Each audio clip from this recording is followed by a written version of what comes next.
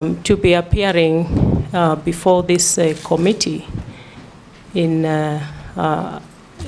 midterm through an otherwise 5-year term, which is what I perceived to be, but even more privileged that I come in another capacity as the nominee for the Ministry of Defense.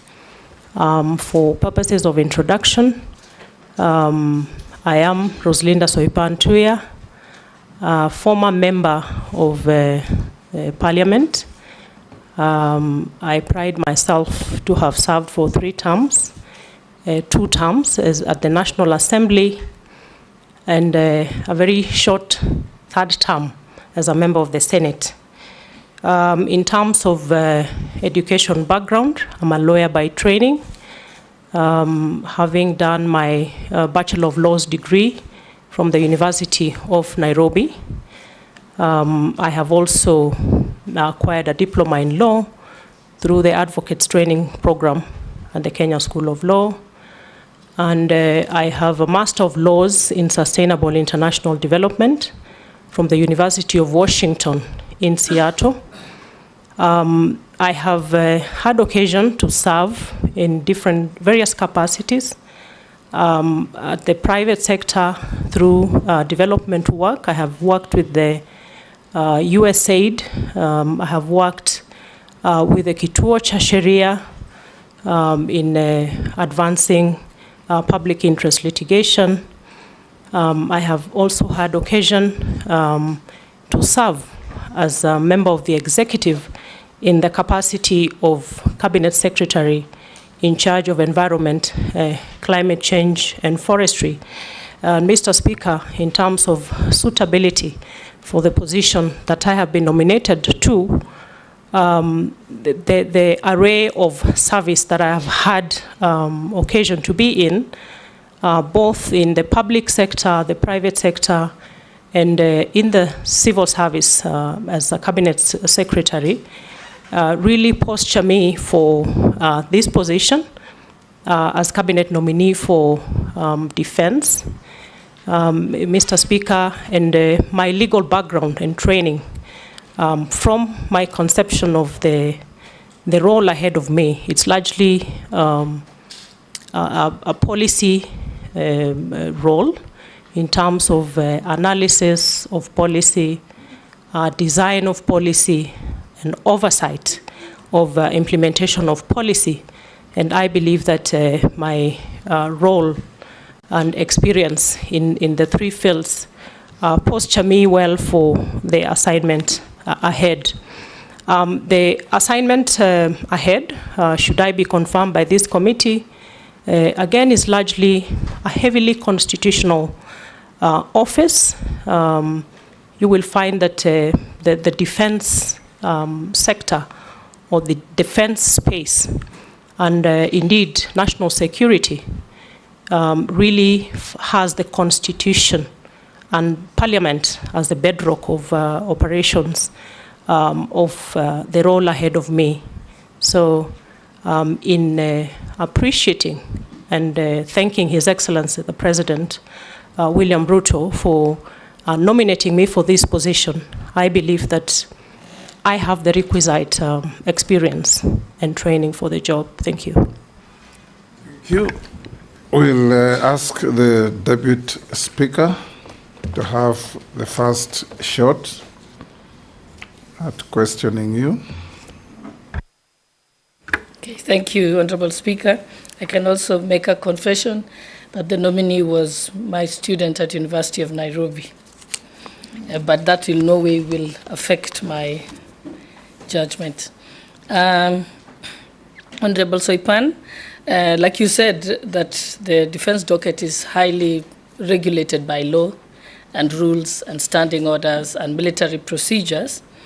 We have the Constitution and the Kenya Defence Forces Act, which establishes the position of Cabinet Secretary for Defence, who is then the principal advisor of the President on defense policy, while we have the Chief of Defense Forces, who advises the military on operational and administrative matters.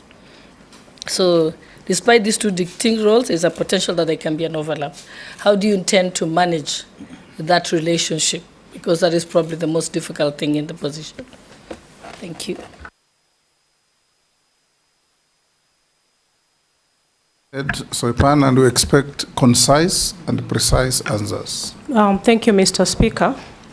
In terms of my role as CS for Defense, upon confirmation by this committee, I understand my role as being that of principal advisor to the President on matters of policy, also a heavy advisory role to Parliament on matters policy formulation, assessment of the capabilities of the Kenya Defence Forces, and any attendant action to ensure maximization of our capability. Mr. Speaker, I am aware of the distinction between, I have no military background, and the Ministry of Defense has both a uniformed unit and a civilian unit. My role upon confirmation again will be chair of the Defense Council, the composition of which is consists of the Chief of the Defense Forces, the CDF, and the service commanders. I am a team player by design and by practice. I am also very consultative in my leadership philosophy, and this is a skill set that I will have to employ heavily in terms of the need to understand the operational and administrative role of the uniformed side of the ministry for complementarity, but also to give me a competitive edge in terms of bringing my expertise from the civilian aspect, borrowing and learning from the uniformed aspect, so that my advisory role on policy is going to be rich and sufficient to advise the Commander-in-Chief as well as my interaction with Parliament. So I am confident that I will bring a team spirit to the ministry, and particularly at the level of the Defense Council, which is where I will be interacting with the service commanders. Thank you. Majority Leader. Thank you, Honorable Speaker. CS nominee, being one among the lucky 10 or so who were reappointed after the dismissal, what would you tell us would be at least one of your key achievements as Minister for Environment and Climate Change before the dismissal? And also Kenya having hosted the African Climate Change Summit last year and being one of the principal proponents of carbon markets trading. And that responsibility was in your office as Cabinet Secretary to enter into either multilateral or bilateral trading agreements for carbon credits. What would you say were your major achievements in that space in terms of trading carbon credits to be able to generate resources for our country? Thank you, Mr. Speaker. My role as Cabinet Secretary, Ministry of Environment, Climate Change and Forestry was one of them, beside being the overall leadership on policy matters in the ministry. The environment and climate change sector is one that is cross-cutting across many sectors, but also at the various two levels of government, both national and county governments. I pride myself in successfully coordinating the various players in the environment and climate change sector, to the extent that Honorable Majority Leader, the success of the Africa Climate Summit, for example, was really a global event that brought the world to Nairobi and required a lot of heavy coordination. My other key priority as a CS Ministry of Environment was our ecosystem restoration program, the 15 billion tree growing program, which again, I believe I attained a significant amount of success in rallying the country to appreciate, right from individual Kenyan levels to ministries, departments, and agencies, and the various levels of players to come together and rally around ecosystem restoration as a critical component of our climate action. The Africa Climate Summit was a success by all design, in that Kenya did a heavy lifting of a job in spotlighting the potential for Africa to become a very critical solution provider for the climate action, the globe over, and dispelling the prevailing portraying of Africa as a victim, as you know, the underdog in terms of the area of climate action, and posturing Africa, Kenya, as part of a critical solution provider. In the issue of carbon markets, Honorable Speaker, again, it's a mark of success for me.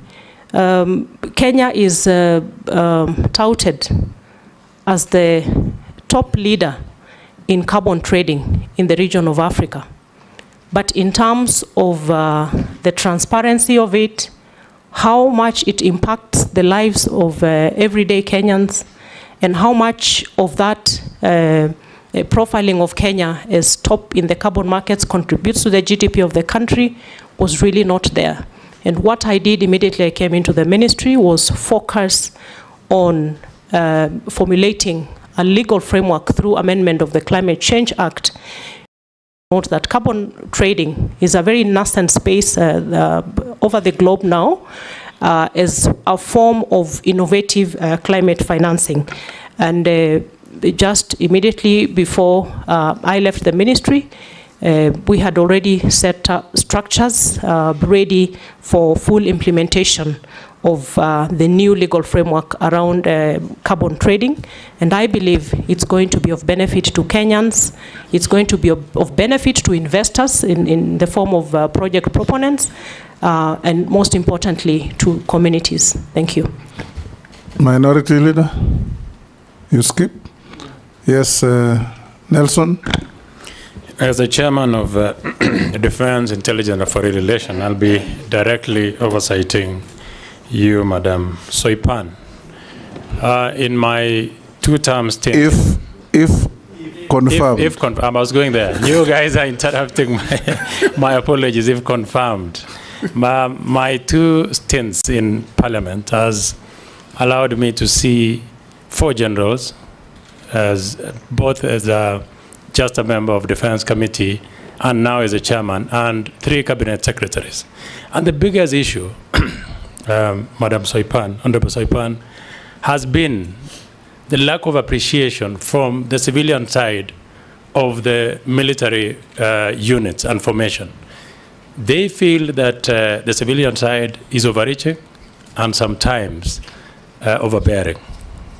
They want to, you know, by the time someone becomes a general, it takes about 35 years of hard work and merit. Every step in the military is merited.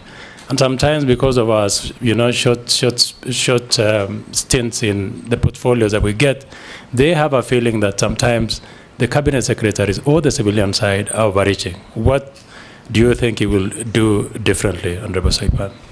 Hold will take Naisula. Thank you, Chairman. Honorable Soipan, in your previous docket at the Ministry of Environment, you are at the forefront and very instrumental in the national tree growing campaigns.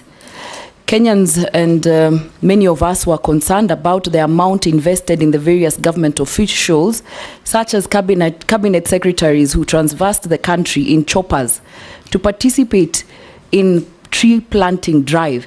While these exercises could have been conducted by the governors and the counties and our members of parliament and the people at the community level, now that Kenyans are very keen on austerity measures, what will you make sure, what will you do? And you first tell us what was the justification, or what did you have in mind as a cabinet secretary to see all those resources spent on choppers to go and plant trees?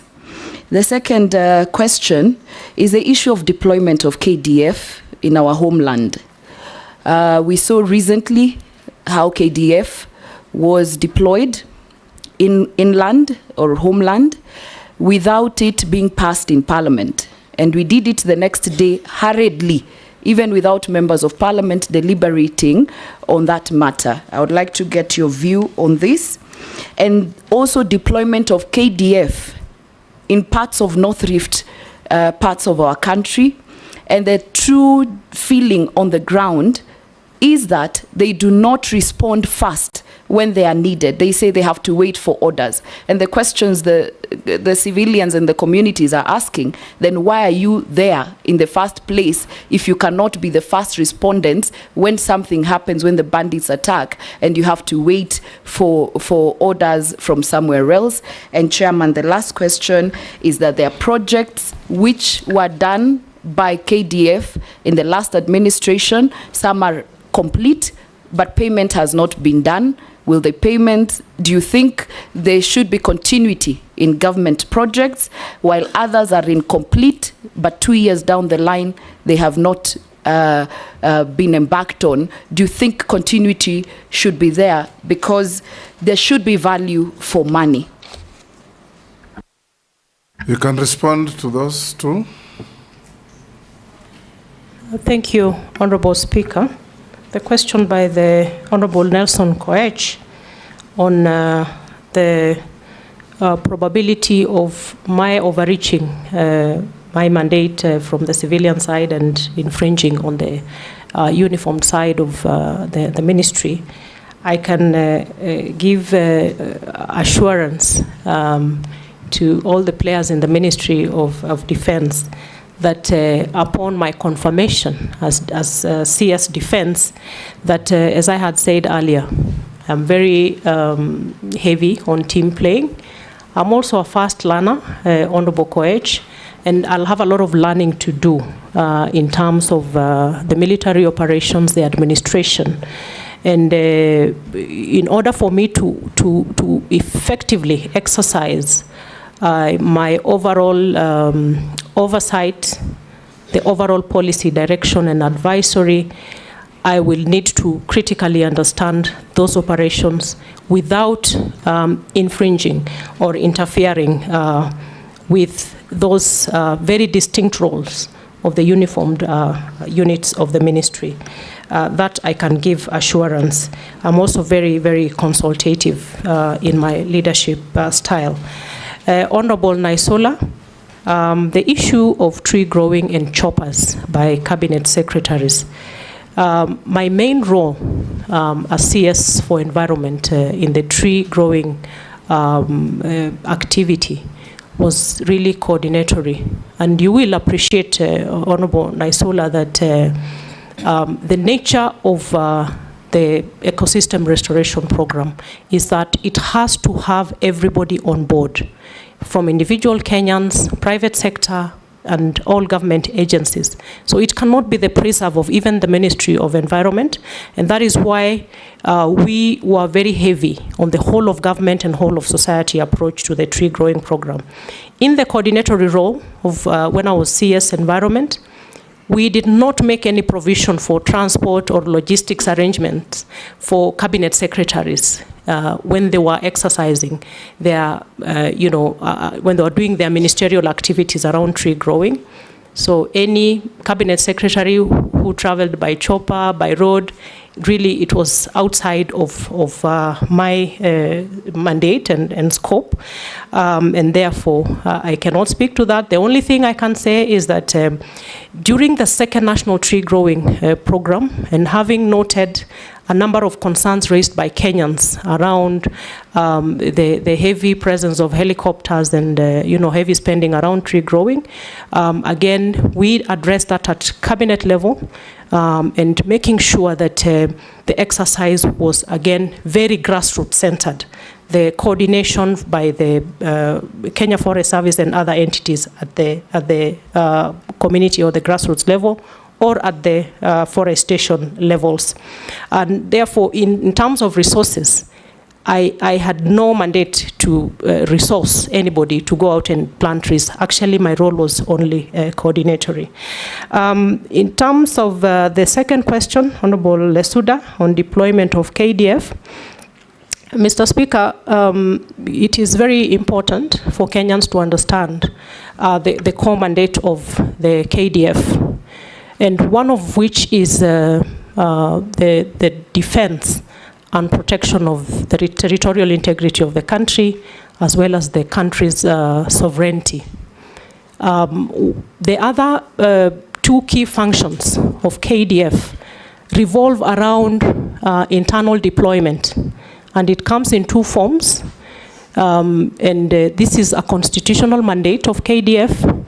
On one facet, and this is should be Article 241(3)(b) of the Constitution, where KDF can come in to assist and cooperate with other agencies in instances of emergency and disaster. An example of which is the deployment of KDF to assist during the flooding situation, where we lost a lot of lives in Mai Mahiu. In that instance, deployment happens, and then a report is made to Parliament. And it is also important to note that under that particular deployment of assisting and cooperating with other agencies, the KDF is not the front line. The front line is these other agencies, and it is the case with the northern Kenya deployment. So these other agencies are the front line, and KDF comes in to assist and cooperate.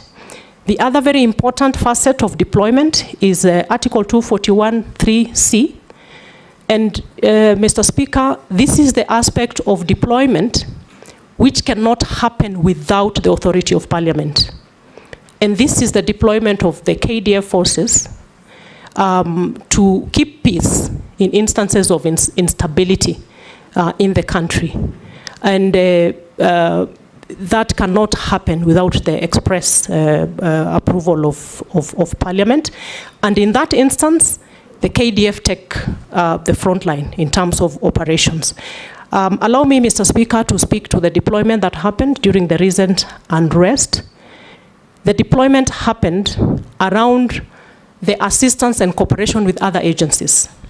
So it is not the 241(3)(c), where KDF takes the front line. And what happened is that the CS then did the deployment via gazette notice for KDF to assist the National Police Service. And the following day came before Parliament to seek authority for 241(3)(c). But the 241(3)(c) was never effected. The only effect was done on 241(3)(b) on assistance. And the reason why, in my thinking, that the deployment under 241(3)(c) never happened is because upon the court case, which I believe is still live, and I will not speak to the merits or demerits of the case, is that the court then mandated the government to expand on the scope, the nature, and the duration of the deployment, and that was done through a subsequent gazette notice, which then gave a broader definition of the deployment across the country, and until the unrest situation is addressed. Thank you. Sorry, Mr. Speaker, there's one more question, but allow me also to say that all the operations of KDF, and indeed under the principles of national security is subject to the Constitution. National security is subject to the authority of Parliament. And I will upon confirmation, be very keen to focus on the need to strictly adhere to the constitutional provisions with regard to deployment. Honorable Lesuda, with regard to the slow nature of movement by KDF, of course, I have not had occasion to listen and hear out that part of the complaint, but I would imagine it is because they are not the front line. The front line is the National Police Service. In terms of projects by KDF that are incomplete, the value for money issue, I can only say that I will defer, a comprehensive response to this question.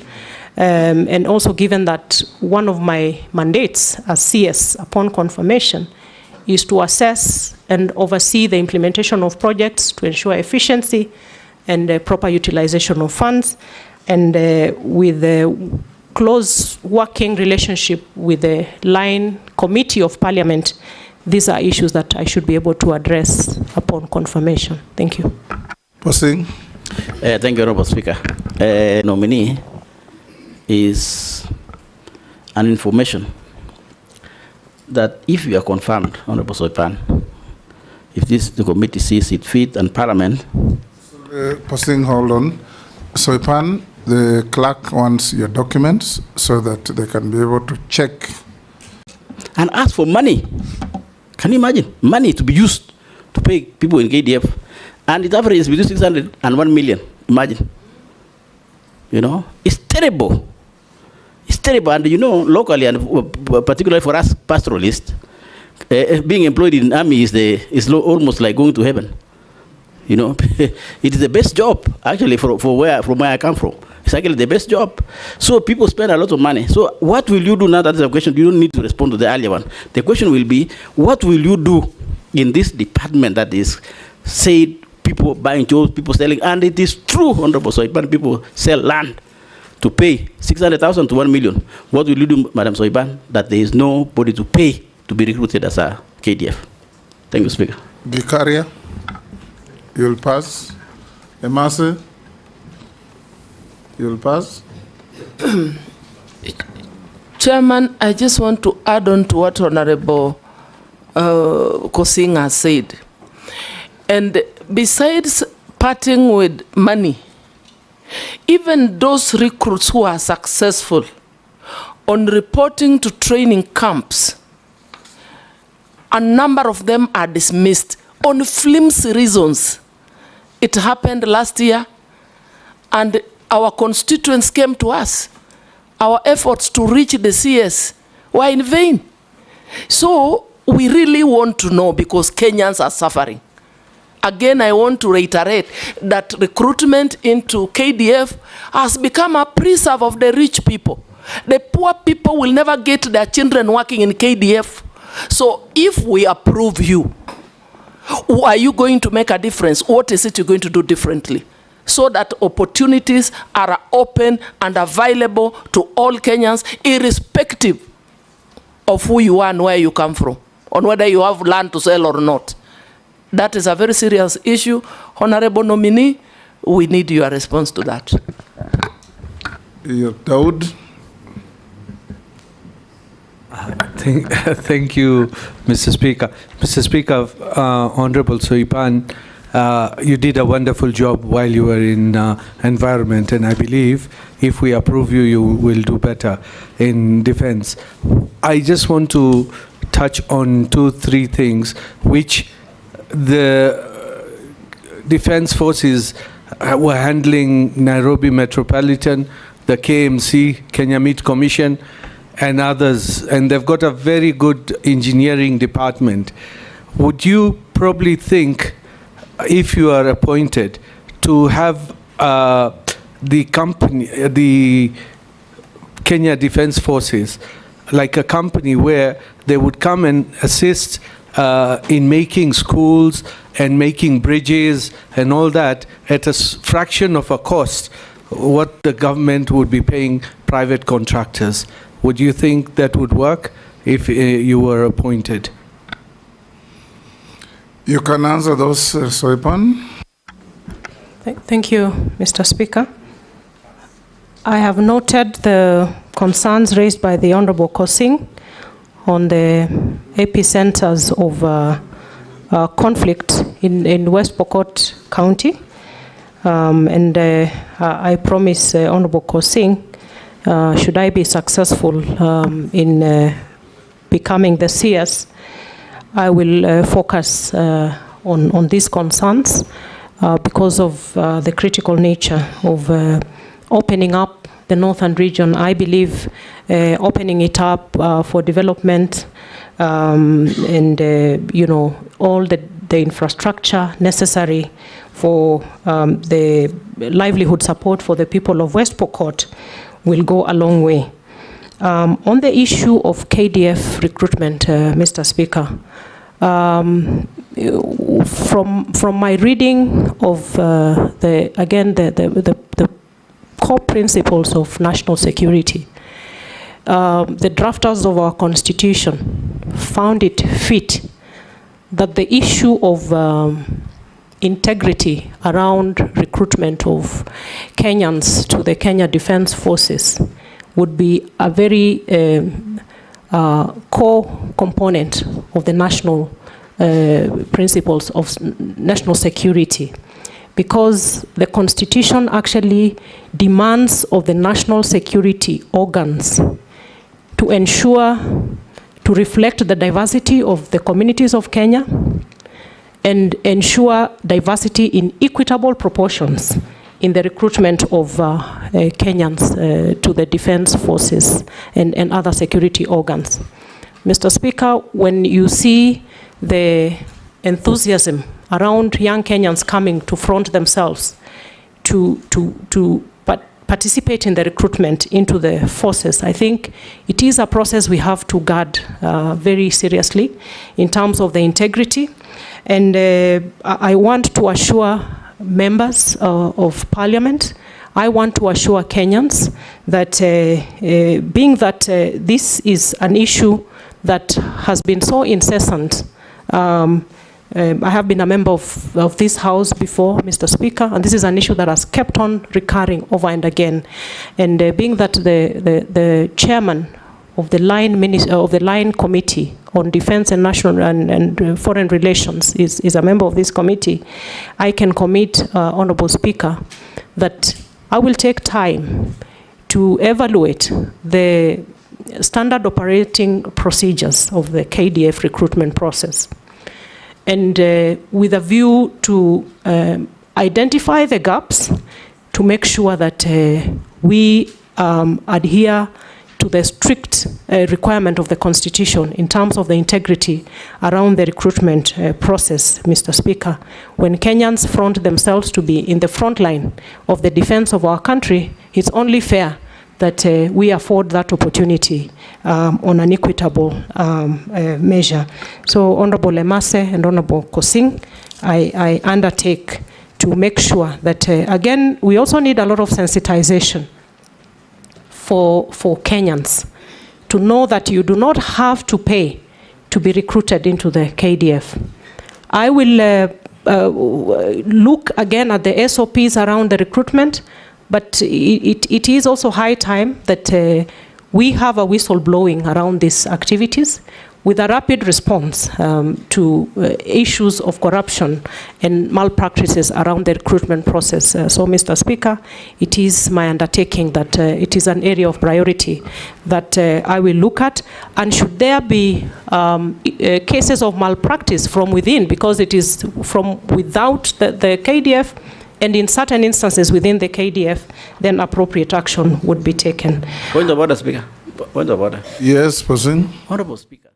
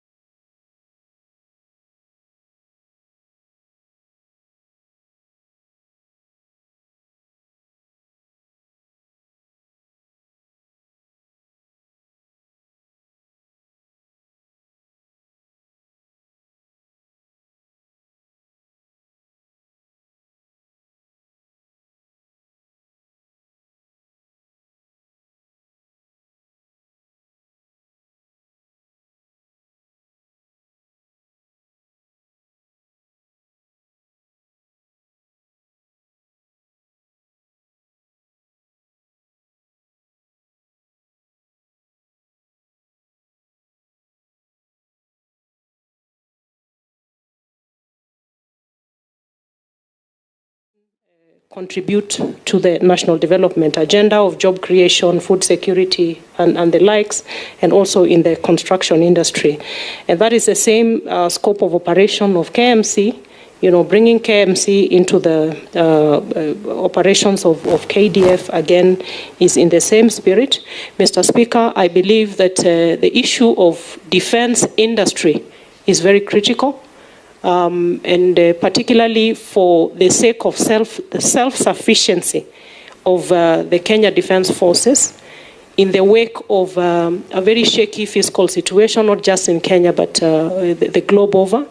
I think because of the critical nature of the mandate of KDF, we should be expanding the scope of operations to make sure that we engage in industries that will bring about self-sufficiency in terms of operations, food sufficiency, and indeed the issue of capacity building and equipment capabilities.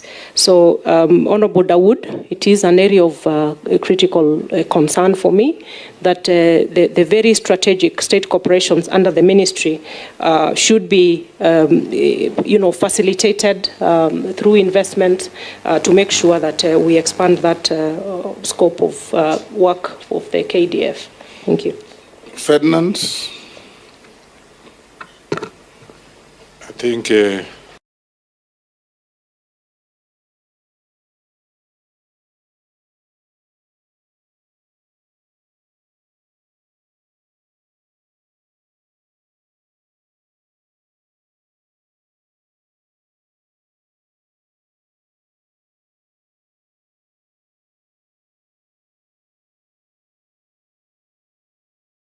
this in several accidents that have been there involving the aircrafts, and of course the concern therefore is the safety of the country's defense force.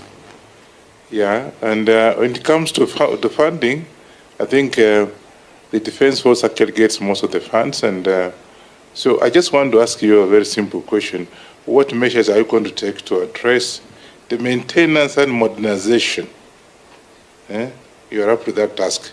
Modernization of the military equipment to ensure that there's safety and in the defense forces, and effectively utilize the allocated funds that you normally get, because we give them a lot of money when it comes to utilization of the funds. And also we have not been told about the modernizing the equipment. I think take that note and let us know what you want to do. What programs do you have on that? Morugara, you will pass. Owen, you will pass. Yeah, Mr. Speaker, I have one question to the nominee, Honorable Soipan Tuya. Article 153, subsection 3, requires CSs to appear before National Assembly or Senate committees when summoned, especially to answer to questions within their responsibility. However, many times the Ministry of Defense has invoked Section 49 of the Kenya Defense Forces Act, which basically limits access to information to protect national security, and therefore hindering Parliament's ability to oversight the ministry due to lack of information.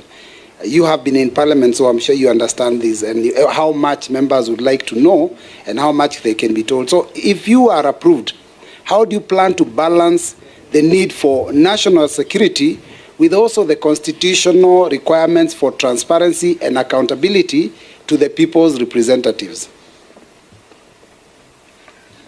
Let's take one more. Mule, you will pass. Thank you, Speaker.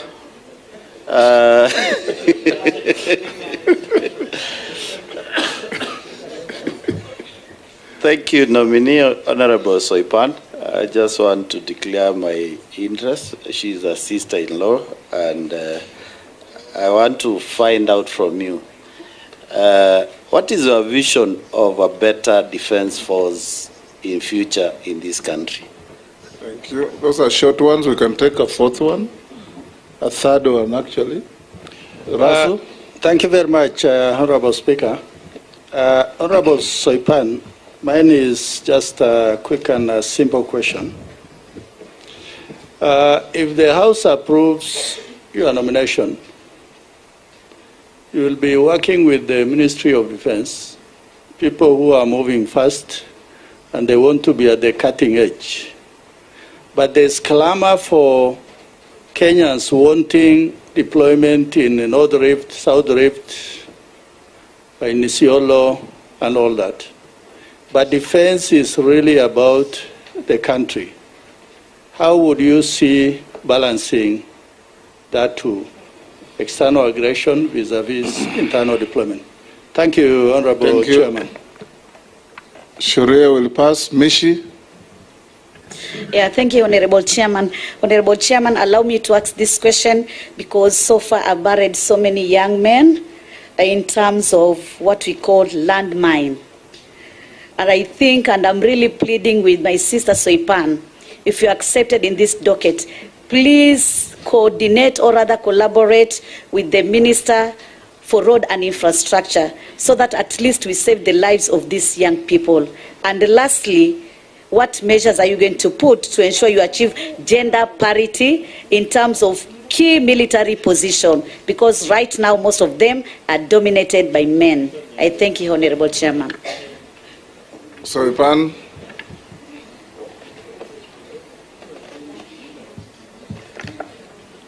Thank you, Mr. Speaker.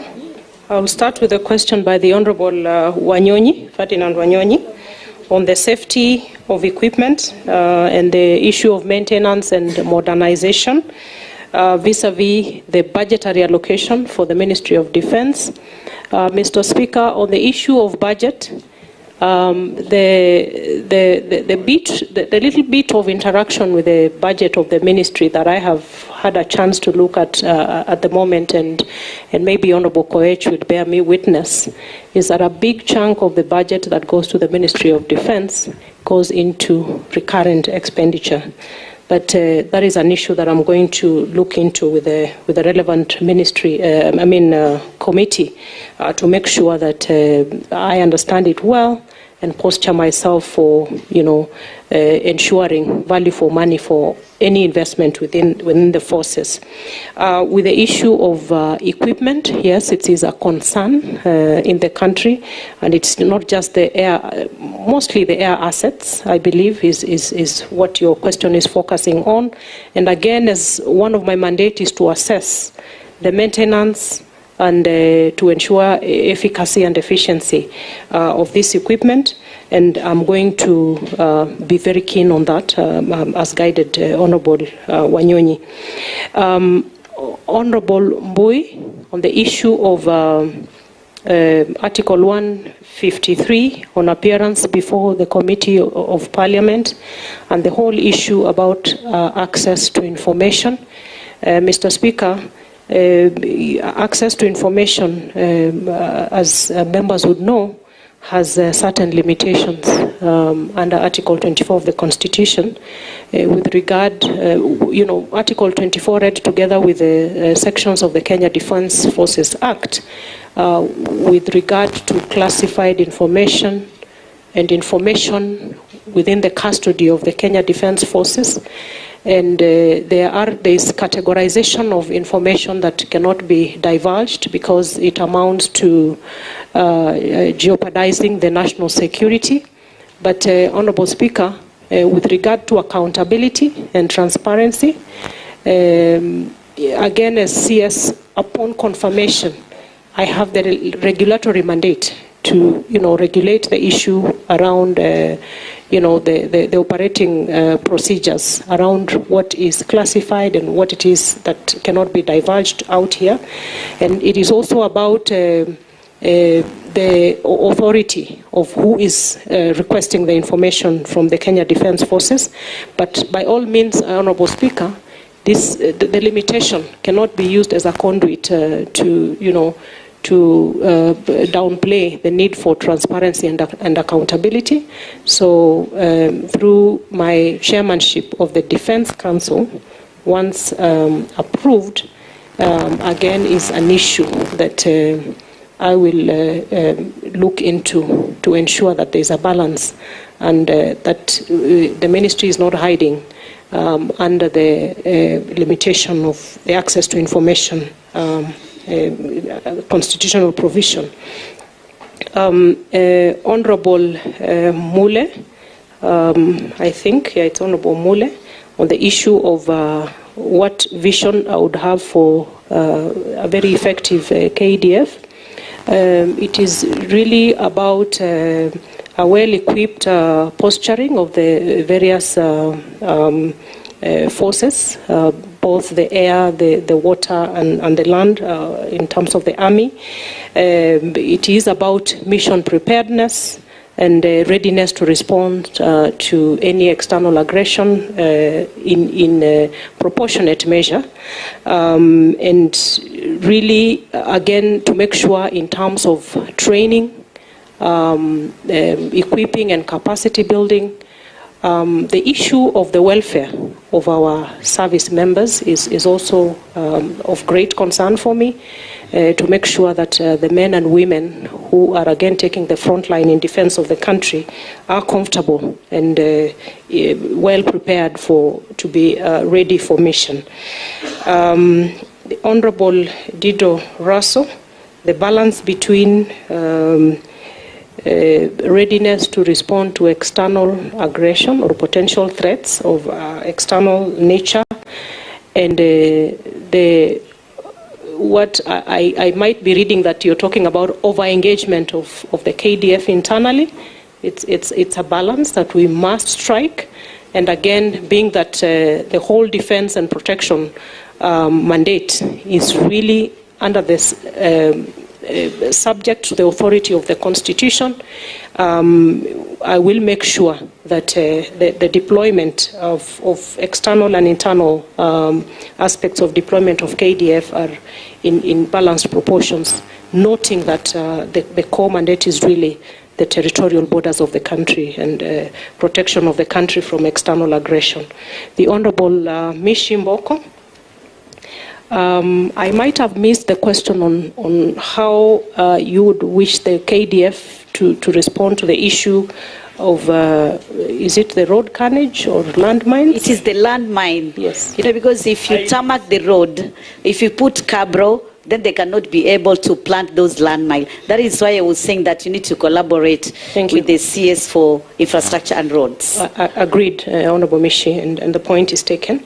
On the issue of gender parity, Honorable Speaker, I think as a country we have come from very far, because, Honorable Speaker, it is interesting to note that the Women's Service Corps was only disbanded in 1999 in the country, very recent. And the existence of the Service Corps meant that women were not integrated in the defense forces, that women in the force were not allowed to, you know, their rights were really limited in terms of even marriage and childbearing and deployment, you know, in operations. And I think we have come quite far, Honorable Speaker, but I have started reviewing the gender policy of the Ministry of Defense, and with a view to make sure that that progress that we made in the disbursement of the Women Service Corps is one that we will maximize on to make sure that women find their space. For those that are intended on serving their country in the KDF are not limited in any manner, just the same way that we are saying for every other Kenyan, not just women. Thank you, Mr. Speaker. Mukami, you'll pass. No, this time no. Go on. Thank you, Chair. As the Cabinet Secretary for Defense, you are the advisor to the President on defense policy, while the Chief of the Defense Forces advises on military, operational, and administrative matters. Despite this distinct role, there is a potential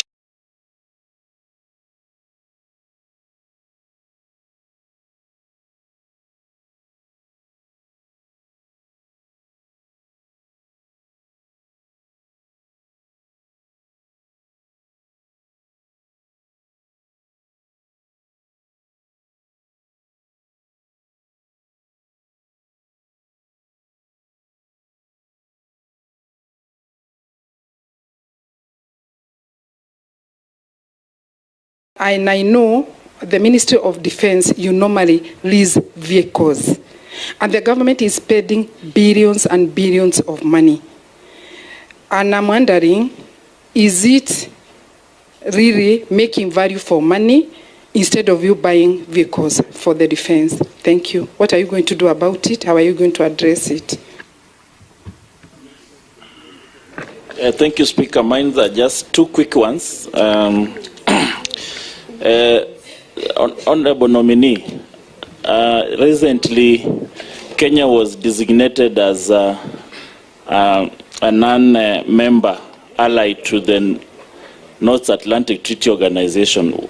Could you explain what that means to the nation? And then secondly, I just wish to know if the Gazette notice the deployment of the military to the streets to calm the protesters, is it live? And how long was it supposed to take? Thank you. Soipan. Thank you, Mr. Speaker. With regards to the question raised by the Honourable Member for Nyeri County, Honourable Mukami, it is around the value for money in terms of the practice of leasing as opposed to purchase of vehicles for the military. I will not venture much into it. It is an issue that I will have a look at in terms of what the prevalent situation is. But by all means, the point you raise is valid, that we should be looking at very efficient ways of expending our monies within the KDF. Honourable Speaker, the Honourable Caleb Amesi, the recent designation of Kenya as a major non-NATO ally by the US is one that we really should be proud of as a country. It places Kenya at a competitive edge in terms of bilateral engagements with the United States, and it comes with a lot of advantage in terms of access to equipment, access to training opportunities, and the general advancement of the defense cooperation between Kenya and the United States. Really the whole space around enhanced capability of our forces through defense cooperation with the United States. Just to say on the same light, Mr. Speaker, is that multilateralism is very important, bilateralism is very important, because Kenya has to play its part as part of the part of a member of the larger community of states, again in the backdrop of a very dynamic geopolitical situation around security and defense matters. The question on the Gazette notice deploying the KDF, it is still live, and the time duration is until the normalcy is restored. I think it's an issue that upon confirmation is to go back and assess the situation with a view to know the utility of whether to keep on having the deployment subsisting or to bring it to a halt, given that a fair amount of normalcy actually has been restored with regard to the recent unrest in the country. Thank you. Thank you, Soipan. I'll ask you a few mundane questions that you can answer. In your last deployment before dismissal, have you been adversely mentioned in any integrity-related report or investigations? Not at all, Mr. Speaker. Do you hold any leadership position in any political party? No. What is your net worth? Mr. Speaker, my net worth stands at 243,448 million Kenya shillings. How much were you worth at the last? It was 156 million Kenya shillings. What has occasioned the growth? Mr. Speaker, it's largely appreciation of assets,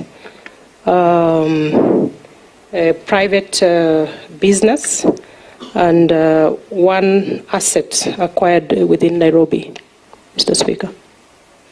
Thank you. We'll come to the end there.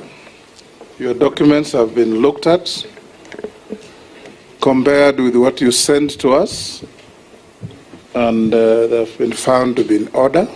So your originals will be given back to you. Memoranda. We also are informed by the clerk that you adequately responded to the memoranda sent against you, and there were 44. Some were just saying well done, others were saying you are not suitable, and so on. Those that had any details, you have responded. So unless you are lawfully held, you are hereby discharged. Thank you, Honorable Speaker. Appreciated. Thank you.